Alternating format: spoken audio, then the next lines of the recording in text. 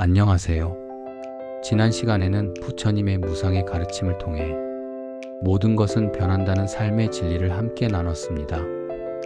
오늘은 그 이어지는 이야기로 내려놓음의 지혜에 대해 이야기해 보려 합니다. 사람은 누구나 살아오면서 많은 것을 짊어지고 살아갑니다.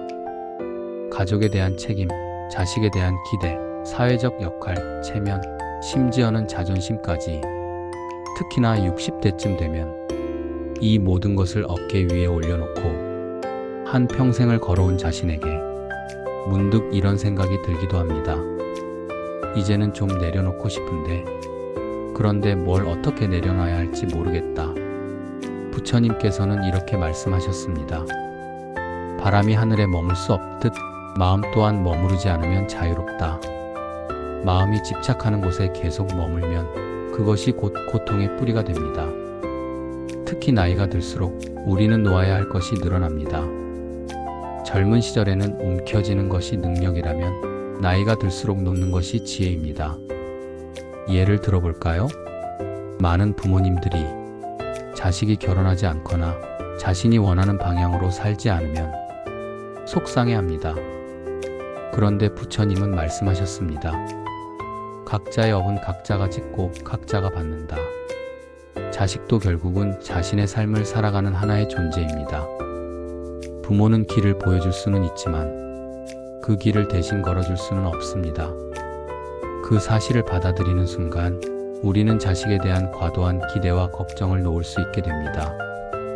또 어떤 분은 나는 이제 쓸모없는 사람이 된 것 같다고 말씀하십니다.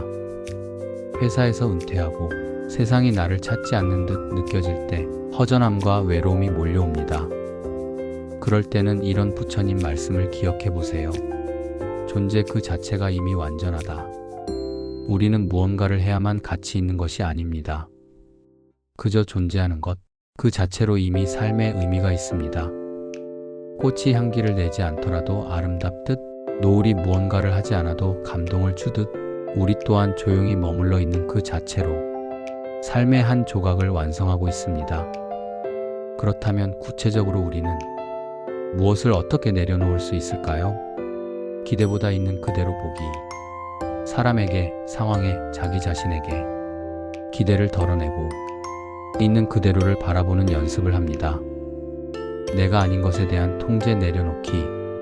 날씨처럼, 타인의 마음처럼 내가 바꿀 수 없는 것은 바꾸려 하지 않고 다만 그것을 있는 그대로 받아들이는 지혜가 필요합니다.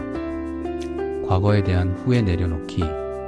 우리가 가장 무겁게 짊어지고 있는 것 중 하나가 바로 후회입니다.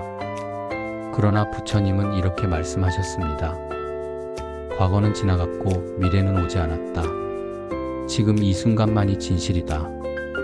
지금 이 순간에 깨어있는 것이 과거를 놓는 유일한 길입니다.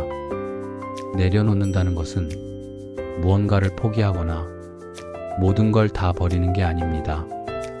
오히려 그 반대입니다.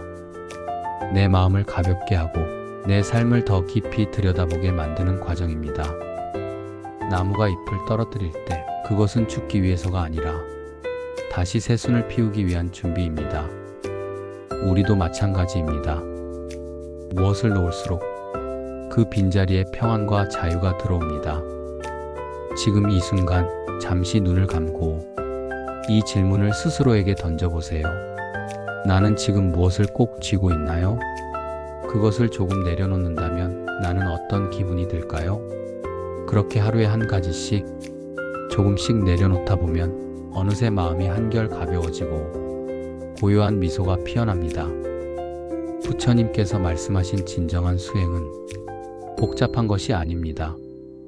그저 욕심을 덜고 기대를 내려놓고 지금 이 순간을 받아들이는 것. 그것이 바로 지혜로운 인생의 두 번째 시작입니다. 오늘도 수고하셨습니다. 지금 이대로의 당신 충분히 잘 살고 계십니다. 우리 내일도 조금 더 가볍게, 조금 더 따뜻하게 살아가 보기로 해요. 다음 편에서는 진짜 중요한 것에 대한 부처님의 말씀을 함께 나누겠습니다. 감사합니다.